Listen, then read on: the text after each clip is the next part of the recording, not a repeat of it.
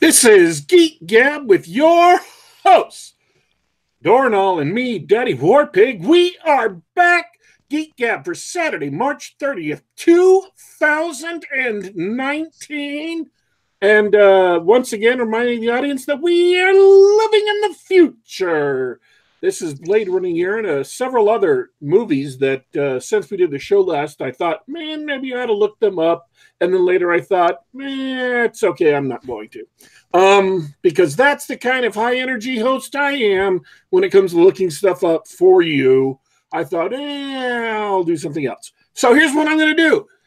We have a couple things to talk about real quick. We have a great guest host on the air. And they will be here in mere moments. But I wanted to do two things real quick. The first one of this, and I just found this out by an account I follow on Twitter. Teenage Mutant Ninja Turtles, the live-action film, premiered in theaters 29 years ago today. March 30th, 1990. So congratulations to Teenage Mutant Ninja Turtles, which I enjoyed as a lot when I was younger. And maybe I just don't enjoy it now. I just haven't seen it in a long time. The other thing, someone on Twitter was asking in a really just a stupid way I don't even want to go deeply into. I just want to touch on the answer. Because it was my answer, and it was, of course, brilliant. It was as brilliant as a bright star shining truth across all the planets in its orbit. This person asked, do you personally ever include escorts/sex workers in your tabletop games? Now, he's talking to Dungeon Masters, right? And this is what I had to say in response. Here it comes. If your evil emperor doesn't have concubines, if your tavern doesn't have wenches, if your nobles don't call upon courtesans, if wealthy men don't have mistresses, if your French quarter doesn't have soiled doves, and if your rampaging armies don't have camp followers, you have failed. Now, I'm not saying you need to spend time on that. I'm not saying that needs to come up in play ever. All I'm saying is that all of those things exist, and they ought to exist in the world because they're interesting and they give options for gameplay. By the way, this goes for writers as well.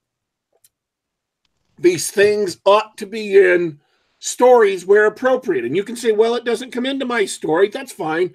As long as you're aware that they exist in the world, that's great.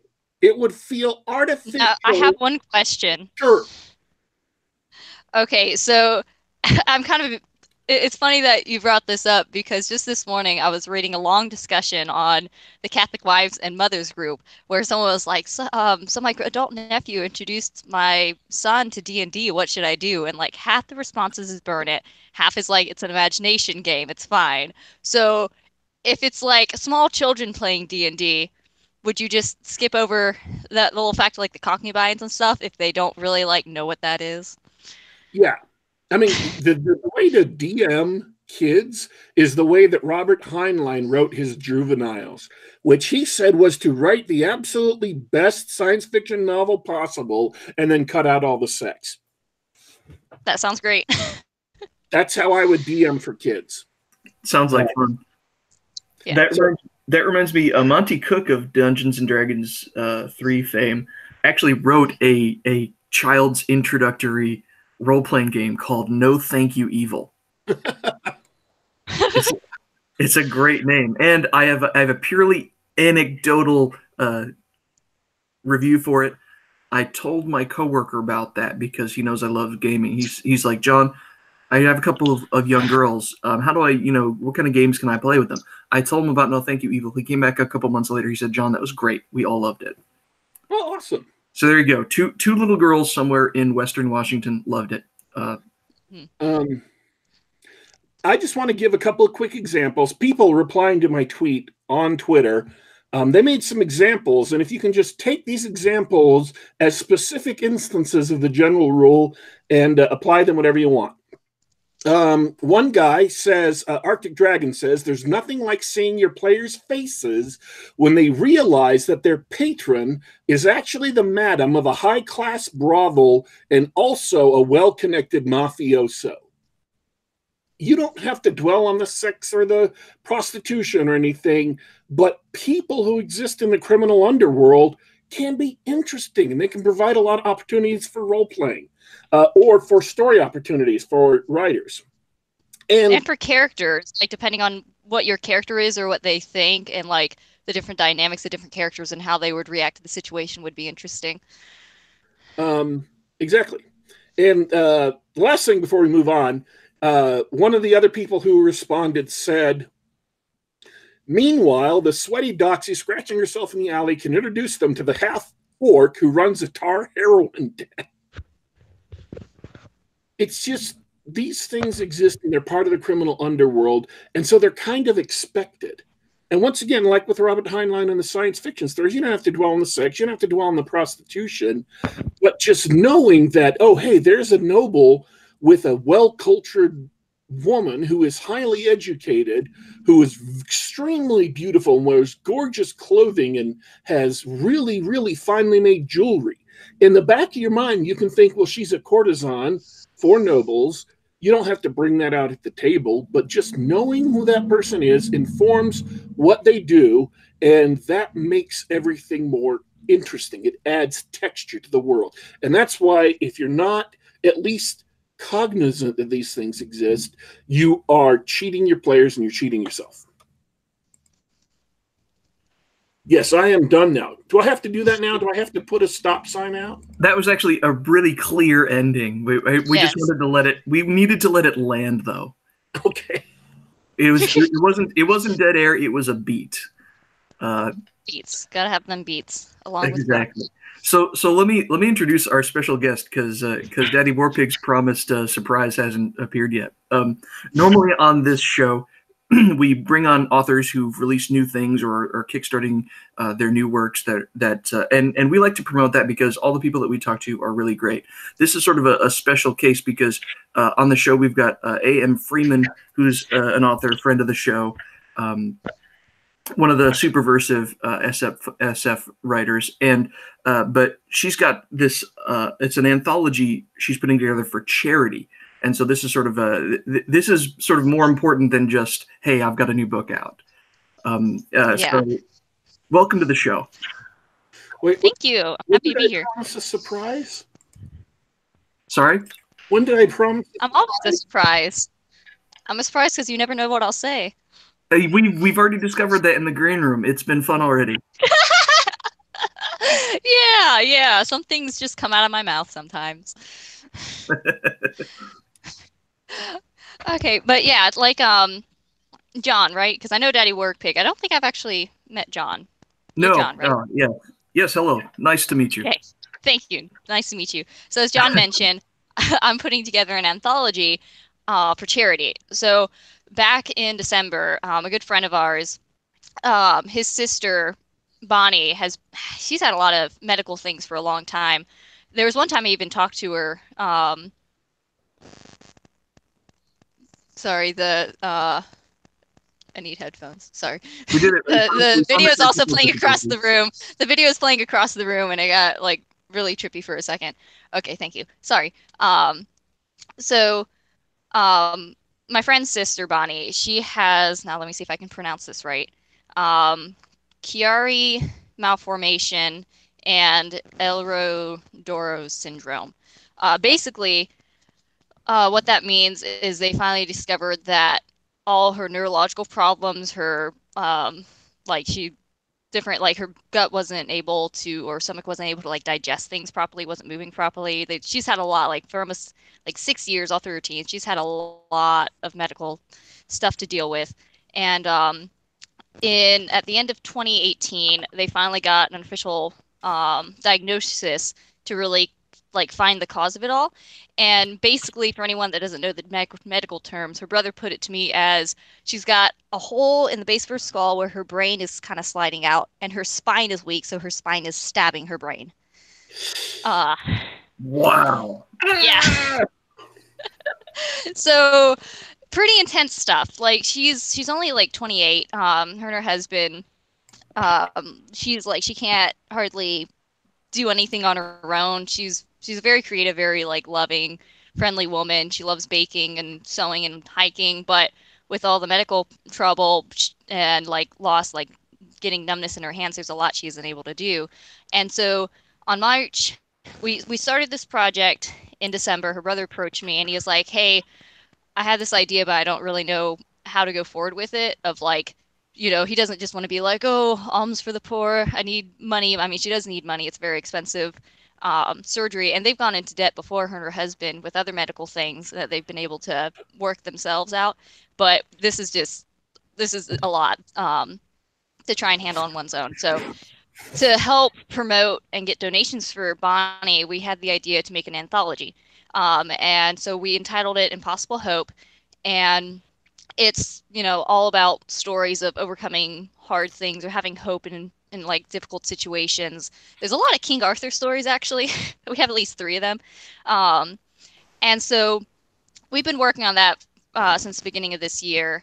And she had her surgery on March 13th over in Maine. They live in Kentucky, but I think not Maine, sorry, Maryland. They had to go all the way to Maryland to get the surgery. And right now she's doing good, slowly recovering. She's not really, I think he said it's going to be like 2 years before everything's like really settled and she really like, I guess can see the benefits, but I think she's already seeing some of them. Right now they're in the process of making sure I think they had to put like, whatever rod, kind of part cyborg, put things in her back and her spine and her skull to like get everything to hold in the right place. And so it's in the process of like making sure all that connects together and the body doesn't reject it. But she's doing good. And the anthology is doing great as well. We've got, oh gosh, what is it now? I think it's 12 or 13 stories, and we're at about 61,000 words. So I've got a lot of questions. If you guys have any questions, jump in. I'm just kind of relaying all the information I've got right now. So I've gotten a lot of questions over like the past couple days of like, "Oh, do you need more stories?" And the answer is yes and no. At this point, I think we have enough to like make a decent sized anthology, and I've still got a handful that I need to read or still deciding on. And so we have enough, but until I've like finally finished all the edits, I'm open to if anyone has any other good stories to send in to me. If you have any questions or want to send a story, you can email me at impossiblehope for you, the number 4, and then a u at gmail.com. But the really big thing you can do to help is if you want to help Bonnie and get all these awesome stories, I can go through and tell you about some of them in a second, is go to the GoFundMe, donate any amount of money. We've had people donate $10. We had someone donate $1,000. Like whatever you want, just anything helps. Help share it, spread the word around is like the biggest thing you can do. But for everyone that donates, as soon as the anthology's done, we'll be sending it out to them. And I realized that I can't actually see all the emails from the GoFundMe website, but I can message them, and so when you donate, I'll send you a link to sign up to the email list I made so I can easily update and send out the anthology. And it's pretty simple. There's a lot of really good stories. John C. Wright's in it. Ben Wheeler. Let's see who else I got. There's a good bit of variety in the stories as well. That's great. For anybody curious who's listening in, check out the YouTube show. I made sure that the link to the email list and as well as that email you just gave us, those are in the show notes now, so everybody can see them. The email list I sent you is actually a different thing. That email list is to find out about the secret project I'm working on. That's a separate thing. But if you want to go follow that too, you'll get a free story. Good news. There's a ton of links. We've got like 6 links. Mm-hmm. Yeah, the Impossible Hope is the main thing I'm working on. And then I've got some other side projects, like my secret project, which will be my first solo book. Because all the stories I have published right now are in anthologies, which, speaking of anthologies and submissions, Jupiter is almost ready to be out. I think I sent that link as well. That'll take you to a blog post that has the cool trailer that Ben Switzy put together. And then you can also see the list. There's still quite a few anthologies of the planetary anthologies that need stories, like Saturn, Neptune, Uranus, and Sol. And so if you're curious on looking at submissions, it's over on that link too, as well as the cool trailer, which Jupiter also has one of my stories in it. I'm not familiar with that planetary anthology. I think we talked to John C. Wright about it before. Okay. Just like the whole general planetary anthology thing? Yeah, I guess. Okay. Yeah, gosh, it's been a minute since we started it. There was a long delay for a while. Had to do with covers and some other stuff. But so the charity, or sorry, too many anthologies. Slow me down if I'm talking too fast. The planetary anthologies. Well, we got a whole hour for the show. Talk as much or as slow as you want. Okay, thank you. So the planetary anthologies, I'm like a train track that like goes 5 directions at once. That's how my brain works. We can wrangle if you want. I want to go back to the anthology. That's a really great thing that you're doing for your friend and his wife. And thank you. Well, like that. My friend and his sister.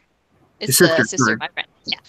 Mm-hmm. She's great. I haven't got a chance to meet her, but I've talked to her online. Actually, I was asking her questions like a while ago, thinking I was going to use it for a story, asking about what it's like living with the health issues she has. This was before she got the diagnosis for unpronounceable.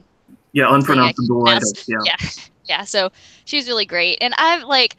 Her brother's constantly thanking me. I'm like, I really enjoy this. I enjoy getting like it's kind of a lot. I've got like sometimes I'll get a little bit behind and then catch up on the stories, and he's been great for editing them. So that's where we're at. We're basically in the like gathering up the rest of them, editing them. So it won't be too long. And we'll be putting it out. Are you doing all the editing yourself, or have you retained an editor's services for this? Right now. It is just myself and my friend. I think I'll probably try and get someone else to look over it. But I was waiting to cross that bridge once we got all the stories together. Hopefully, pretty much all of this has been volunteer work. Like my friend's aunt did the cover, which is pretty cover. And Jaji volunteered to help me format it, and then once it's all done, at some point, hopefully once we get Bonnie a good bit funded, I'd like to publish it with Superversive Press, and then have all the proceeds of that continue going to an organization working on research on this certain illness. Oh, that's a great point. Is there already a charity foundation for this particular illness? Yes. Let's see. I'll have to go back to my blog post. I know I linked them in the, I think, submission calls blog post. Okay. That one's already linked. Yeah. Here. Yeah. So I'll send you that link real quick. And so, yeah, that's our plan in the end. Once we've kind of helped Bonnie, and sent out the anthology to everyone, we'll publish it and have the proceeds continue to go there. Let me just send you this link real quick. You've got your first fan. I'm about to be replaced, according to John Del Raz. He's hanging out in chat. He wants you to do the show from now on. Yay! Oh, I love John. He's so sweet. He's awesome. We love having him on the show. I was listening to him on a live stream, and he said I rocked, and I still remember that moment. Thanks, John. You're the best. He's super helpful. Like, people don't understand how, like, helpful and nice John is with all, like... I knew him pretty much at the beginning, like, right around the time he was kicked out of Baycon, I believe. I remember complimenting the picture of his son on the Forbidden Thoughts live stream like 2 years ago. Oh, we've been friends since. John, you got to get me on your show is what needs to happen. I want to come be on the lunch stream. I was just about to say that's how I know that that's how I'll know I've made it when he starts inviting us on the lunch stream. Yeah. Okay, so trying to keep like I have several things to talk about, so I'll try and work in sections. So any more questions or on the charity anthology? Yeah, well, keep us posted. I'd really like to see when you've got the actual anthology firmed up, and then we can see, some story previews and things like that. Sure. Sort of. I could read I've got little taglines for some of the stories. I can read you a few to give you an idea of like some of the stories that will be in the anthology. Like I'm actually really proud of myself. I managed to get a short John C. Wright story. That's not possible. It's 1,000 words. Boy, it's 1,000-word John C. Wright story, and it's awesome. That's great. It's a very John C. Wright kind of story too. I think it kind of shook my friend when he first read it because it has to do with like this. Let's see, my tagline is, "What can an Earth girl bring to an alien world that is beyond what we'd call orderly?" I was pretty sure that John couldn't introduce himself in less than 1,000 words. I think the title is longer than the story. The title is A Random World of Delta Capricorn, AA, also called Shida or something. He likes to make up words. And actually, that's just like when we had him on the show. Daddy Warpig and I basically just muted our microphones and just got a drink and let him run it. Yeah. See, I could do the same thing. Like I could just keep talking and talking. I take after him like that, but I try and slow myself down sometimes. Especially if I get really excited, like I kind of feel bad for normies when I start like there's been times at like dinner or something and someone will be like, "Oh, so you write?" And I physically have to like bite my lip before my like face breaks in a smile that's too big, it scares them. So I can read a couple of the other stories. There's one called Do Something by Logan Lewis. He's a new author. And it's life is hard for a young wife in a quiet mountain village, even before things go terribly wrong. And this one's fun because the young wife in it, she's kind of like Bonnie in that she has a lot of physical ailments that slow her down in her daily life. And so you sort of get a glimpse into that, as well as this like really cool fantasy setting. And there's another really interesting one called Take My Breath Away. Where did it go? It's by Sam L. Phillips. And it says, live through the eyes of a man whose life changed forever in one flaming moment, based on a true story. That's when the story was sent to me, it said based on a true story. And it's written in, I guess it would be first person present.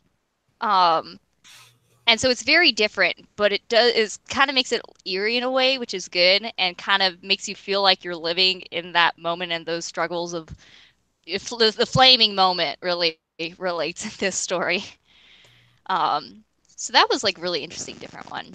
And then, like I said, we've got 3 different Arthurian tales. Kind of there's like one that's like Arthur with mechs, and then there's. Excuse me? I'm in. That's it. Oh, yeah. Sold. Yeah. Well, it's technically King Arthur's a ghost in it, but like it's still basically that. That one's fun. And then there's Frank Luke, I believe. He has the Sam's, what is it? Oh, Lou's Bar and Grill, which is a little collection of stories. And it's kind of like going off the seven deadly sins. And it's I think the premise is like the devil owns this little bar and grill and his name's Lou. Superversive put that one out, I think, sometime last year.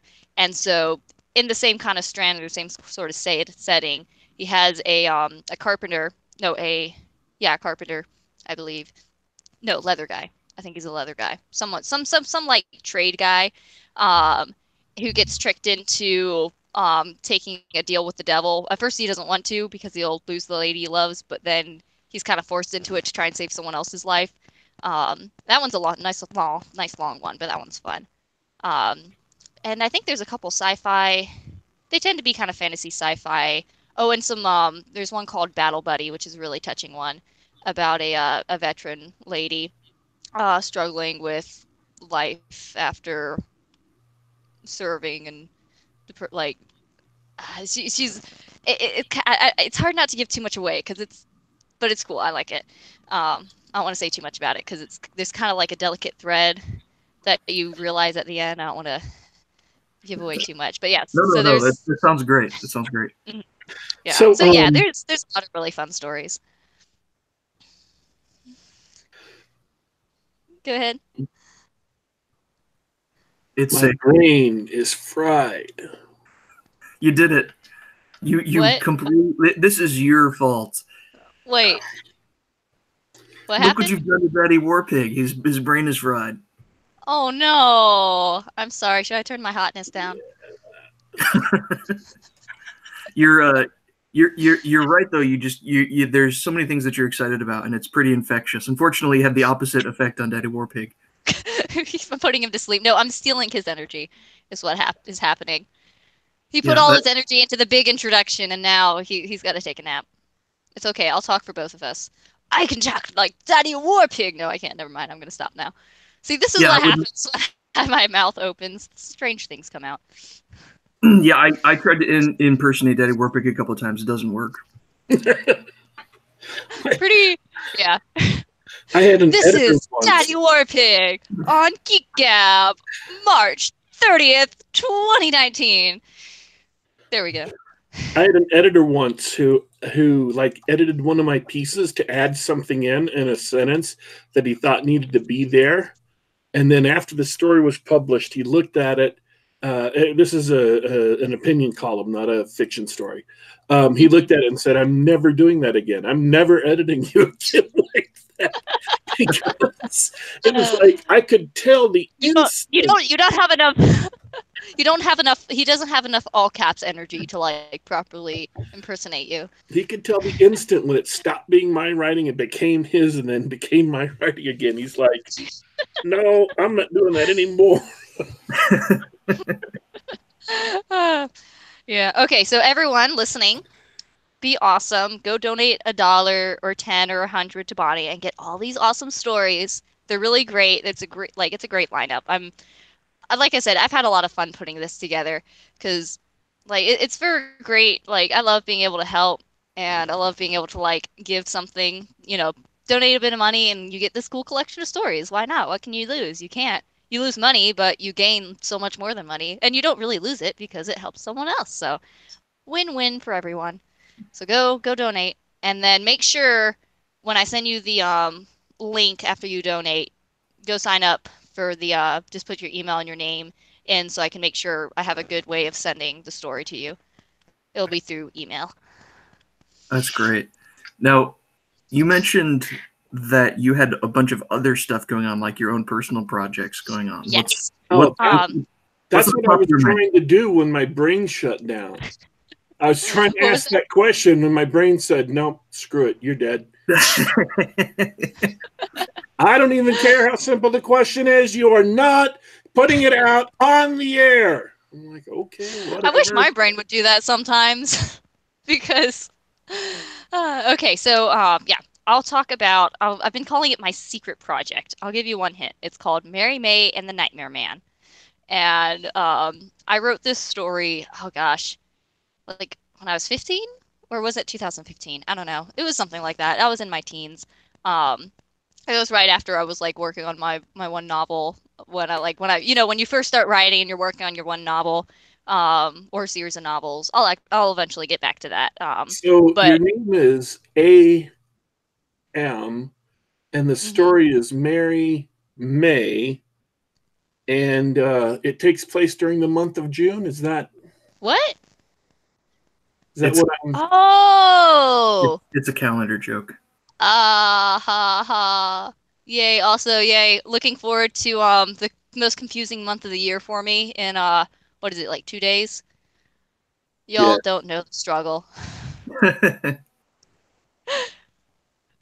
So anyway, yes, Mary May and the Nightmare Man. I wrote it a while ago. I had been working on my novel, and then my file corrupted, and all the edits I had done, and like 10 pages of work disappeared. And I still had like the story in a different file that I hadn't like. It was a very, very traumatic moment in my writing life, Oh no. and to help me out of this dark time. It taught me a lesson: always save my work. But after I needed to write something, but I didn't have the courage to go back to that, and so one of the things I wrote was Mary May and the Nightmare Man, which I realized like a month ago when I was looking back that I originally wrote Mary May and the Nightmare Man to go into like a Bane book contest. And I was like, okay, I gotta write this great story for the Bane book contest. And I looked up the like periodical table of awesome and picked like pirates and mechanical things and stuff, explosions and stuff like that, and put it like just threw it in as I was writing this crazy little story about a little girl named Mary May and her imaginary friend. And I love it. It's so much fun, and it gets like I feel it's the most subversive book I've written, I think. Um, and it's hard to like pin a genre or a target audience on it, but I imagine it's about 11,000 words, I think. Um, and so it's kind of like a little novella, and it's not particularly written for like school grade reading. It's not like crazy language, but it's just normal normal writing. So I imagine as like some sort of book to like read your kids like over a couple nights of them going to bed, um, and things like that. So I've always loved it. She's Mary May's probably one of my favorite characters. But there was one thing stopping me. I wanted pictures with it. I really, really wanted pictures with it. Like it's just the kind of book that begs for pictures. And so my secret project um, is kind of like basically I'm gearing up for a Kickstarter to cover the pictures for it. I've teamed up with a local artist near me. Um, and we're already working on the character designs and some of the pictures. And so the email list that I had sent John is to sign up for that, stay updated, and you get to see some of the character sketches and a little bit of an introduction for like Waldo, the pirates, the noble pirates, and the Nightmare Man. So if you want to go sign up for that, you'll get my free Venus book, like my story that was in Venus, and you'll get to see um, the character sketches and learn a little bit more. But yeah, I'm excited because that'll be my first like solo thing, aside from the anthologies. So yeah, I'm excited. Um, Doing a Kickstarter is a lot, so I'm doing a lot of research and trying to like get a really good foundation before I launch it. But I can definitely hit you guys up when I'm ready for that and come and like rant and squee about how excited I am because Mary May's awesome because she's like, oh my gosh, she's so cool. Okay, I'm gonna calm down. Um, she's Yeah, just, we'd she's love the to have you best. on. What was that? We'd love to have you on for that. For that, maybe. Ooh, I love her. I'll keep you guys updated when I'm getting ready to launch. But yeah, so I'm excited for that. That's my secret project. I'm hoping the word secret gets people more interested to follow. But that's the basics of it. And then the other thing that will be coming out very soon is I'll take a second to talk about the planetary anthologies. For anyone that isn't familiar with them, it's a little crazy project that us superversives came up with where we wanted to have a series of anthologies, each one named after a planet, and each book having stories based on the theme of that planet. So it could be a story about like the physical planet, it could be a story about the goddess or god of the planet. It could be one about just the theme, like, for Venus was love, for Jupiter, it's like power and fatherhood and leadership. So that's kind of the premise of it. And we have Earth, Venus, which Jaji and I edited, Mars, and Mercury out. And then we wanted to release them kind of in succession, but there were several technical difficulties and things that happened to delay it. But now we're back on track, and we've got Jupiter coming out. And if anyone's would like to submit, there's still lots of openings in Saturn, which the theme for Saturn is like time travel in a way, like new beginnings and like time is kind of its theme. Although the editor was saying that a lot of the stories seemed kind of there was a lot of stories that were just too like slow or like just kind of focused on one thing instead of like using the like liberty of like time traveler. So think of something creative for Saturn if you like. My story for Saturn is a girl who grows up who like spends her life on the shepherd moon Pan gardening the rings of Saturn. That's my story, and it's in journal entries. Uh, and then there's also openings in Neptune, which is I'm pretty sure that one's like high sea adventures is kind of the theme. Um, but you can do fantasy, sci-fi, anything that kind of ties in with the theme of the planet, the god or goddess, or just the theme in general. And you can always like, I think there should be more detailed submission posts for each one of those, and you can always email the editor and ask if like a certain kind of story might fit. And then there's also Uranus. We gotta have some things to put in Uranus stories. I mean, and that one, oh gosh, what was that one again? Oh, I'm Oh, blanking. that was it. Did you guys just stop at the joke and just all right? That we don't know the theme. No, it has. Oh gosh, I can't remember the theme. Uh, oh, I know what I wrote for it. Oh gosh. That's the only Oh, one diamond. I I think don't it's like recall. diamonds, maybe. Something. I don't Oh gosh, I don't recall who's the god there. Uranus, wasn't that a Titan? I think. Saturn was a Titan. Yeah. Oh, I'm trying to. I think I think it had to do with royalty, maybe Uranus, royalty. Um, I can't remember. I'm blanking. And then there's Soul. Actually, wait, no. Soul was the one that had to do with like royalty or not righteousness, but like grandeur, I think. I will. I'll go back and post in the comments of this video to I more believe specific. that Uranus was also known as Cronus, who Mhm. was one of the original Titans who gave birth to the Ah, that's it. New Greco-Roman birth. pantheon. That's right. Okay, Yeah, okay. And Okay, that makes sense because my story was like okay, so within this whole crazy planetary anthology thing, I had the crazy idea that I was going to write a story for each of them, and each story would be intertwined on this like 3,000 year timeline.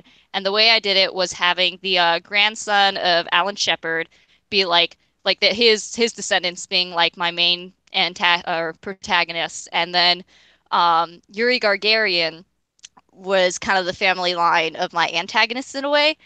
So the kind of start of my timeline starts with the story in Earth, where it's the grandsons of those two racing to Mars and having like a fist fight, and it just kind of yeah, I came up with this whole crazy idea. They all kind of intertwine, where it's like in Neptune, the like journal that the boy was keeping later shows up in Mercury and helps like is like a pivotal point to help the guy figure out a problem. And I just got to write Soul, and that's the last one. But they're like all my crazy stories are all intertwined, but still standalone. Um, where was I going with that? that's just for the anthology though. The the Mary May one's Yeah, not yeah. intertwined with the Mary May's a planetary anthology. yeah, no, Mary May's a separate one. This is all just for the planetary anthologies. But so yeah, Jupiter should be releasing soon. I sent John a link so you can go to the blog post that has a cool little promo video. And shows the cool artwork for the cover. So I'm not sure how soon, but probably pretty soon. And we should be a little more back on track to getting these rolling out again. There's a lot of fun ones like I haven't read all the ones in the other books, but for Venus, since Jaja and I worked on it together, I know there's a good variety. There's like a cat in space. There's like a detective werewolf helping out some vampires. There's like fantasy. There's sci-fi. Most of them have like a really cool range of stories. So if you're someone that likes anthologies where it's like you want to have something to read, but you don't have time to invest in a long story, those are great. So that's Planetary. I want to back up a bit. Uranus is actually Cronus's father. So he's the grandfather of Zeus. Awesome. I'm going to back up even more and remember why I started talking about my timelines is because since Uranus, I think the theme is new beginnings, I have the two sort of paralleling, bickering family lines get married on Uranus.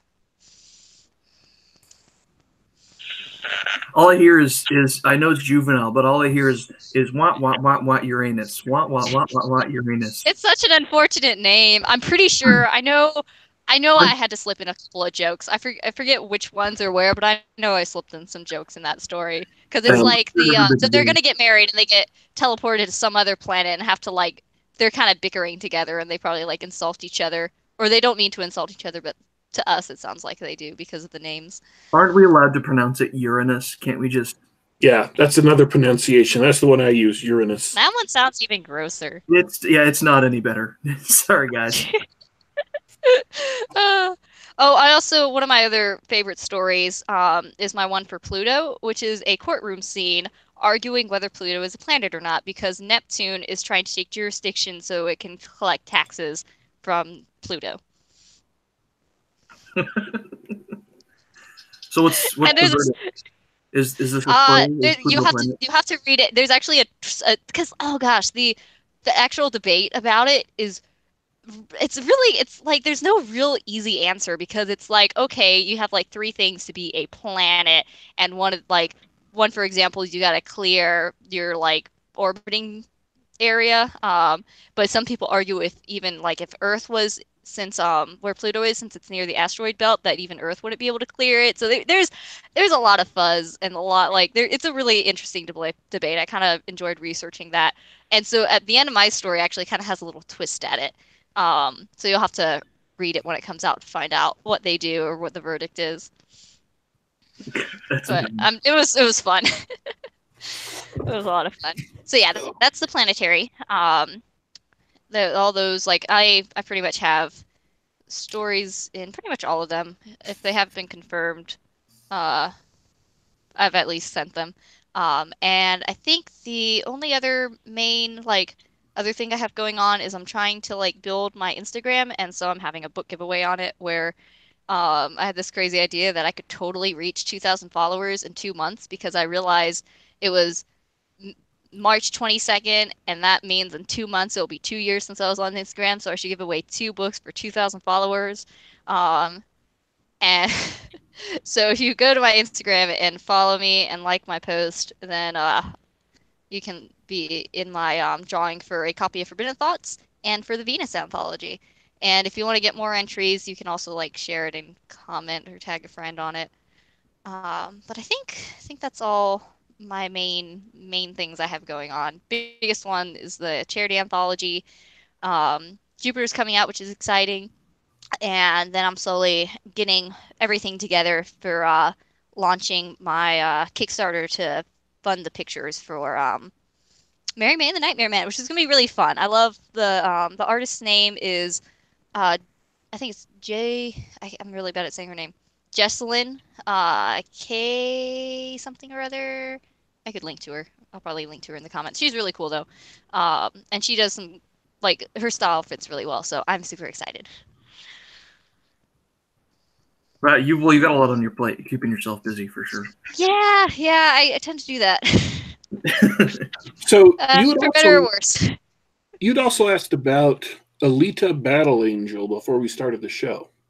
Yeah, I wrote a review. I haven't put it on my blog yet. I have a long review that I wrote since I'm going to try and start sticking up reviews of things I've watched. But oh yeah, love Battle Angel. She's just like, I have a bunch of green tea cans that have her on it. I didn't even realize she was on the green tea can until later, but I have a bunch of them now because they look really cool and it's good green tea, which is besides the point that the movie was really awesome. Yeah, what did you think, Daddy Warpig?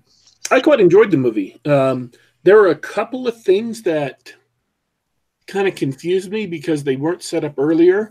When Alita acts like the bounty hunters in the city are, they're almost wuxia, right? They're almost knights errant like. they have this big reputation for defending people, and then they have this rigid code of honor. Um, that's what she acts like they are, but there wasn't anything done earlier in the movie to explain that. It just kind of came out of nowhere.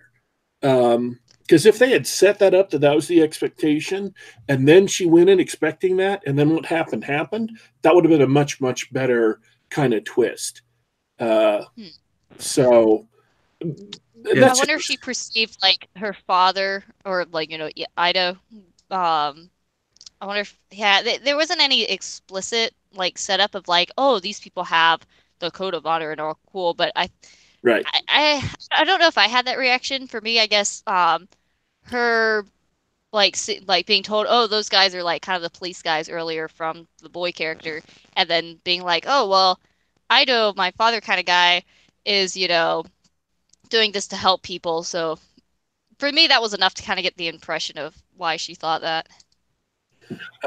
But that's just that is a flaw, but it's not a fatal flaw, and it's not indicative of deep problems in the movie, from my opinion. I enjoyed a lot of the movie. Obviously, the movie was directed by Robert Rodriguez, and he's done a lot of great films like Desperado, From Dusk Till Dawn, which is an entertaining vampire movie. He did, I believe, Planet Terror in that Grindhouse duology with Quentin Tarantino and Death Proof. And he did the Spy Kids movies.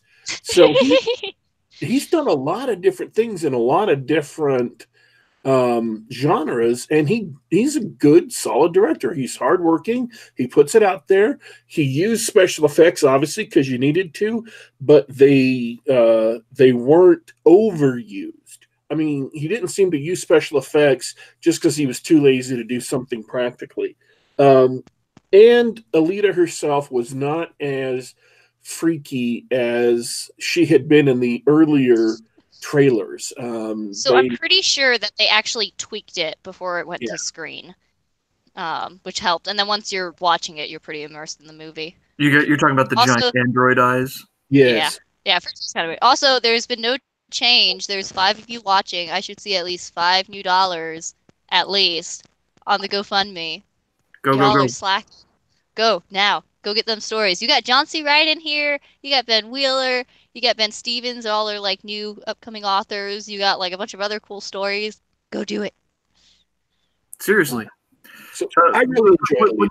You guys mentioned this before the show as well. How about that brutal violence in a PG-13 flick? Them being robots kind of help, but for me at least, which I don't know, maybe if I'm just more sensitive or don't watch as many action things, there were still some moments where I was just like, yikes, like one guy's head getting crushed in like the blades of a thing, stuff like that. It was pretty good, but it was definitely intense. It was intense, but at least it wasn't like gory. Like yeah, I could see a mature teenager going to the film, like, you know, a boy going, yeah, awesome, violence, but then someone a little less mature, maybe a little squeamish. Maybe that's not the best place for a teenager. Yeah, that's what I would say. If it's like, you know, if you're a parent trying to decide, like, you know, your kid, so like kind of gauge if it's like if they'd be a little turned off even just by like, because it is really intense, especially when you're watching, especially if you watch it on like IMAX or something, which is definitely worth doing. So yeah, it would just kind of judge, like, it's not if anyone's like super squeamish, probably not see it in the theaters. But like it's intense, but it's good. It's not like too like in your face, like gore, this and that, and violence, but it is. I would just say it's really, really intense. It's the violence parts are really intense, but it's over the top. It is cyborg. The battles are great. They're really good. Like, they're intense, but they're really good. Like, it's not pointless. It's all it's like dancing. It's like dancing with body parts going everywhere. It's amazing. Yeah. I wasn't. None of the violence fazed me. I really enjoyed the movie. The fight scenes were well done. All the characters, all the actors in it did a phenomenal job. I'm gonna stop you short right there.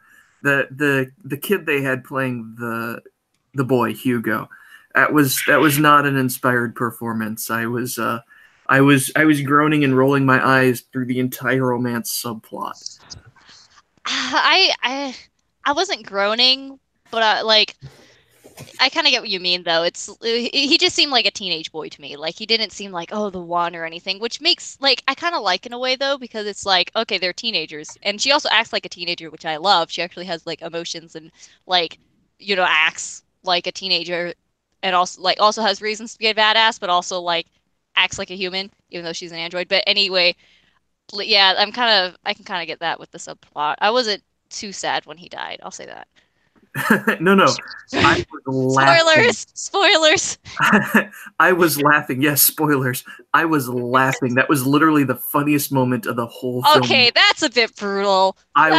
Brutal. I was maybe it was the animation, maybe it was the stupid look on his face. I didn't have any particular antipathies towards the kid. I liked it. I liked it because it made, like, I could more relate, like, Alita liked him, so, like, kind of through Alita, like, I didn't mind him much, and so when he, like, like, the fire in her, I enjoyed seeing the, like, cold determination. Also, for a split second, I guess more spoilers alert, I guess if we're talking about the movie, people would know anyway, though, but, like, at the end, when it's, like, skips the, like, whatever how many months it was, I half expected her to have, like, been in hiding, and then it's, like, suddenly she's at the top and, like, everyone's chanting her name and she's, like, dominated the motorball. I was just like, oh, okay, well, yeah, no, that was not what I was expecting. Yeah. Oh, and also when, is it Sharon, the ex-wife? I don't recall her name. Jennifer Connelly. Jennifer Connelly. That's what I recall. So it's when you, like, have the realization of what it takes to, like, get up to the top, like, get out of the city, and they, like, reveal that, I was like, oh my gosh. Yikes, man. Yikes, that is brutal. That is pretty intense. Yeah, Nova needs to die. Yeah, but I just watched another review of the film by E:*R. He just put a review up on YouTube. I highly recommend y'all listen to that when you get a chance. And he made a great point that didn't really occur to me while I was watching it, was that Nova has the power and ability basically to capture or destroy Alita at any time. So especially at the end there, when she's not in hiding, or when you realize what Nova can do to get someone up there with him, you kind of go, yeah, he does seem a little overpowered. I wonder how they're going to get around that. Mm. But when you're watching the film, it doesn't occur to you at all. You're just like, this is awesome.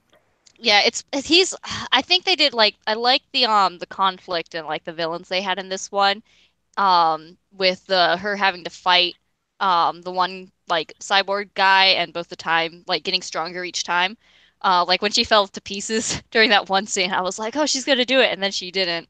Oh, that scene was great. But I like that kind of dynamic and setup of the sort of three main guys and the ambiguous boy child. And I think it set it up well for, like, the next like, going on to Nova of, like, okay, here's these bad guys, and then here's kind of a reveal and some hints and some questions and a few answers. And now stay tuned for the next movie.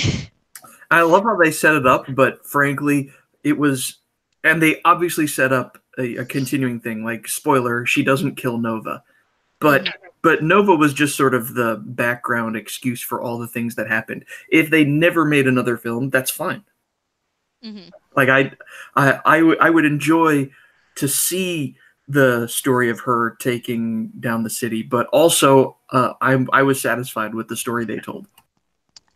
I need to see one. I need to see the next one. I wish I could have seen my face when the movie did end, because it felt like it was in a very funny expression, just because I was in shock that it ended there. But after a second, I was like, okay, no, that seems like a good spot and a good way to, like, end it for now. But I need the next one. Yeah, and fans loved it. Oh yeah. It wasn't a great movie, but it was a great popcorn. And okay, and I'll like, I find it's funny that right before Captain Marvel was released, that this movie was released. And in a way, they're sort of the same. It's, you know, a badass female character in sci-fi or something setting. Like, on a sort of base level, they're very similar films, but the marketing was so different. It's kind of, it's like the basic show don't tell, where it's like Captain Marvel's marketing was like, look at this, she's like the female and she's strong and no one else has been strong but her, which of course insults lots of fans because there's been lots of good females. But you know, you need to see this, otherwise you hate women.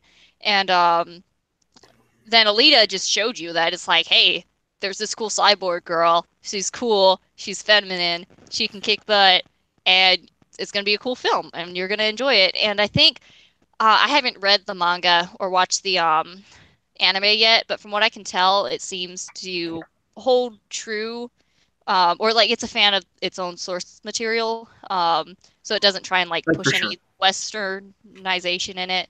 And it makes, and for people that aren't familiar with the source material, it doesn't have, there's no like it's easy to get into. Like there's no sort of like barrier between like people that know it and people that don't, for as far as like getting in and enjoying the movie. Yeah, you're right. I watched the anime a long time ago, and it was long enough ago that I didn't really have any. I didn't remember many of the details except for Rocket Hammer. That's yeah. My husband watched it, and from what he said, they took a lot from the anime and just made the people, like the characters, slightly better people in the actual movie. Like the boy character, Hugo is an easy name to remember. Like instead of taking out people's spines and killing them, he's just taking arms off. That's secondhand knowledge, but as far as I can tell. Yeah. Of course, anybody who's actually seen the a fan of the anime or read the manga has already seen it a couple of times already. So yeah. Also, I just want to say again that I love that Alita acts like a teenager. Like she's impulsive at times, like, you know, taking out her heart or going to take on the all the people. Like in story, it makes sense that she's really advanced now. Why the Martians had teenage girls as their fighting force, I'm not really sure. But in story or in context, it makes sense that she's got this ability. But she's also a teenager and acts like a teenager and like someone with emotions. And also the fact that it had I like the father-daughter setup, because we don't hardly ever have nice like father figures in Hollywood movies, and a lot of times you don't have great father-daughter relationships. And so this one was a nice, like, you know, they weren't all peachy fuzzy, but they were like a sincere like dynamic of father-daughter mutual love and respect. Yeah, that's true. All right, we're almost out of time. Almost out of time. Nice bye. Thanks for coming by. Yeah. Go donate and get some books and some stories. I'm gonna check. I'm watching you guys. Have you donated yet? Unless it hasn't come through yet, I'm disappointed. It's still only at $2,510. Like, come on, guys. You get stories. Just donate $2. $2 is all I ask.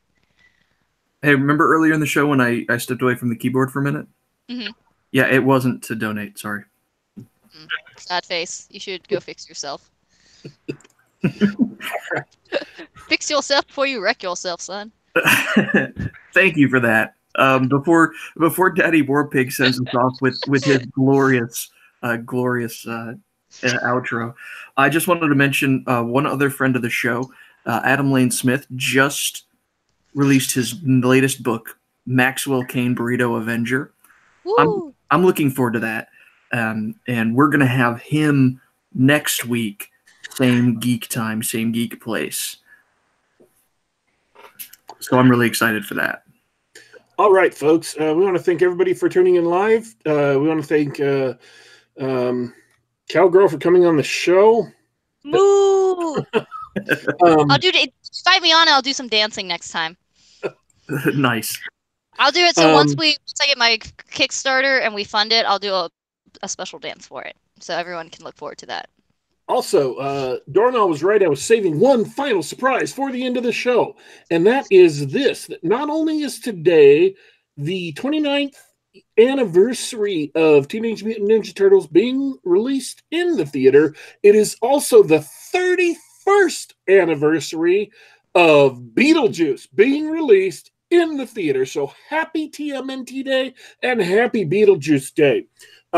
This has been Geek Gab. We are available on SoundCloud.com. We are also available on the iTunes Store and the Google Play Store, and of course on YouTube.com/Geek Gab. Just do a search for Geek Gab, and you'll be able to subscribe to this show in any format you want on any device that you want. And if you want to come and listen live, you get to participate with the intelligent and awesome people in our audience. This has been Geek Gab, your Saturday, March 30th, 2019. We are leaving you for today. But don't you worry.